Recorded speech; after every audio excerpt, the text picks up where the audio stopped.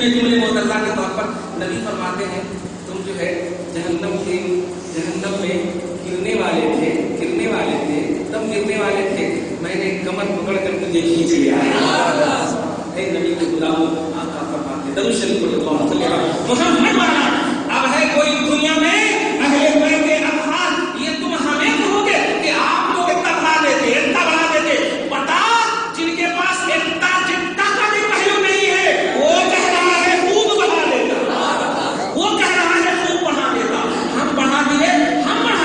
ارے ہم تو لمیٹڈ ہیں، ہماری ذات لمیٹڈ، ہماری بات لمیٹڈ، ہم کتنا بھی بڑھائیں گے تو لمیٹڈ، وہ انلمیٹڈ کہہ رہا ہے، اور انلمیٹڈ پہلو میں کہہ رہا ہے کہ ہم تمہیں خوب بات کرنا چاہتے ہیں، کتنا کیسے کہاں کچھ نہیں، خوب بات کرنا چاہتے ہیں، یہ میرا ارادہ۔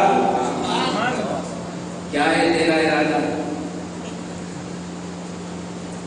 پوچھیے رب کا ارادہ تو یہ ہے۔ اب بتا کیا ہے تیرا ارادہ؟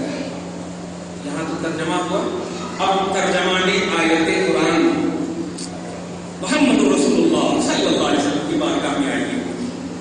آیت ہوئی آپ اللہ پر سے ایمان نہیں لائے، رسول پر بھی ایمان لائے نہیں کرا، لا الہ الا اللہ محمد رسول اللہ، بیچ میں واو بھی نہیں ہے یار، اینڈ کا بھی پہلو نہیں ہے، اس لیے جیسے ہی آپ اللہ کو بولے ویسے ہی آپ محمد کو بولے۔ ایک دم توجہ دیجیے گا، خالق میں انفرادی شان والا، مخلوق میں انفرادی شان۔ رسول پاک فرماتے ہیں، توجہ دیجیے گا، یہ آیت کریمہ جب اتری تو آقا علیہ الصلوۃ والسلام ہے، علی کو بلاتے ہیں، فاطمہ کو بلاتے ہیں، حسن کو بلاتے ہیں، حسین کو بلاتے ہیں، حسن اور حسین کو اپنے سامنے رکھ کر کے، علی اور فاطمہ کو اپنے پیچھے رکھ کر کے ایک چادر پاک اڑاتے ہیں اور اللہ کی بارگاہ میں عرض کرتے ہیں، اللہم ہؤلاء اہل بیتی فطہرہم تطہیرا۔ آیت کریمہ جب اتری تو رسول پاک نے علی کو بلایا، فاطمہ کو بلایا، حسن کو بلایا، حسین کو بلایا، یزید کو نہیں بلایا۔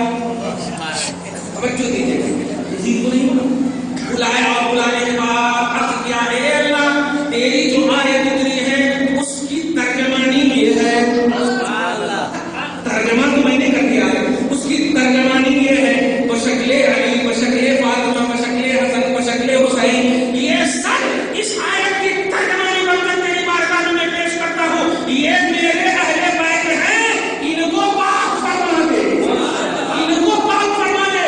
یہ کون ہے؟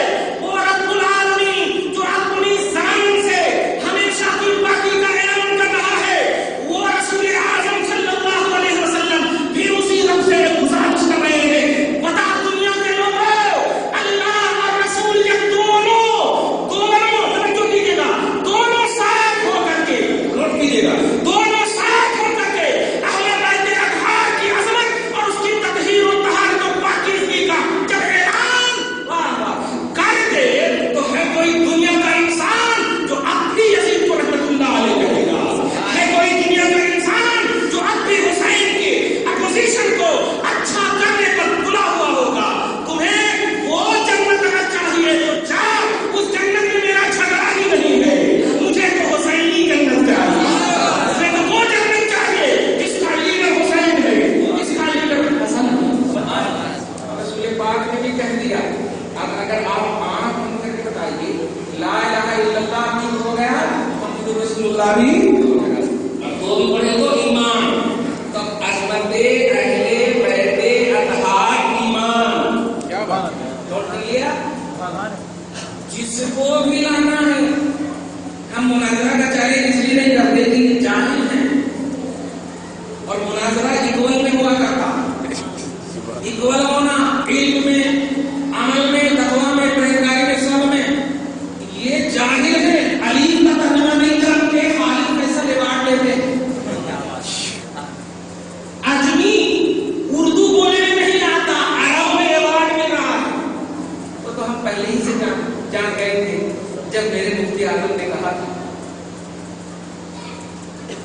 تیرے حبیب کے دربار کو، تیرے حبیب کے چمن کو یہ لوگ برباد کر رہے ہیں، الہی نکلے یہ نجلی بلا مدینے سے۔ دعا ہے، امانت اہل سنت کی ہے، اہل سنت کو مل جائے۔ کچھ سمجھے الحمدللہ؟ سب سمجھ رہے ہیں ہم مزید سمجھنا چاہ رہے ہیں. درود شریف پڑھیے اللہم صلی علی محمد وعلی آل محمد صلی اللہ تعالی علیہ وسلم. ایک آیت پھر ایمان قرآن کی آیت رسول اعظم صلی اللہ علیہ وسلم کی تشریح دونوں پر ایمان لائے تو